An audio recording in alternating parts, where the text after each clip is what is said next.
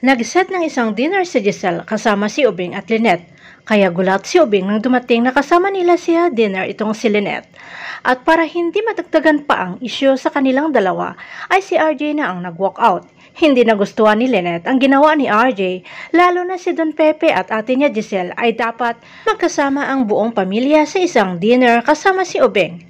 Hinabol naman ni Lynette si RJ at kung bakit ito nag-walk out, na ayon kay RJ ay umiiwas lamang siya sa kung ano ang pag-issue at baka lalo pang pag-initan ni Doc Benetes ang anak niyang si Annalyn.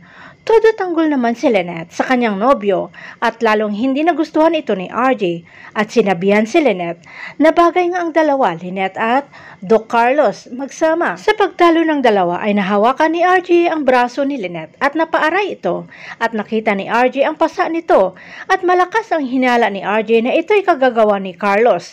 Hindi naman ito inamin ni Lynette at hindi magagawa sa kanya ni Carlos umano na mahal siya. Samantala, di magawang mapigilan ni Annalyn ang tatay niya sa balak sa pagsugod nito sa kay Doc Carlos sa pananakit umano sa nanay niya Lynette. Kaya tinawagan si Harry para mapigilan ang kanyang tatay RJ. Pero si RJ ay nakarating na sa bachelor's party ni Doc Benetes at nakita naman siya ni Michael at pinigilan kung ano man ang binabalak. Pero tuloy-tuloy si RJ sa kinaroroonan ni Doc Benetes at sa pagtagpo ng dalawa ay isang suntok ang pinakawalan ni Doc RJ sa kay Doc Benetes sa pananakit umano kay Lynette. Naging kalmado naman itong si Doc Benetes na kinausap si RJ na wala itong katotohanan ang kanyang paratang. Lumabas na lamang si Doc RJ dahil wala siyang matibay na ebidensya at inantay ang pagdating ng kanyang anak na si Annalyn. Samantala nakita ni Doc Carlos ang hoodie ng waiter at humingi ito ng pabor na hiramin na umano'y hindi maganda ang kanyang pakiramdam na nasusuka umano.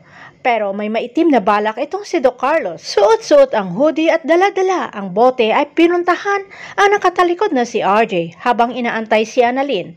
Gamit ang hoodie ay tinakpan ang mukha na hindi gaanong makikita at makilala at pinukpok ng bote ang leeg ng nakatalikod na si RJ. Kitang-kita naman ito ni Annalyn na paparating rin at agad humingi ng tulong.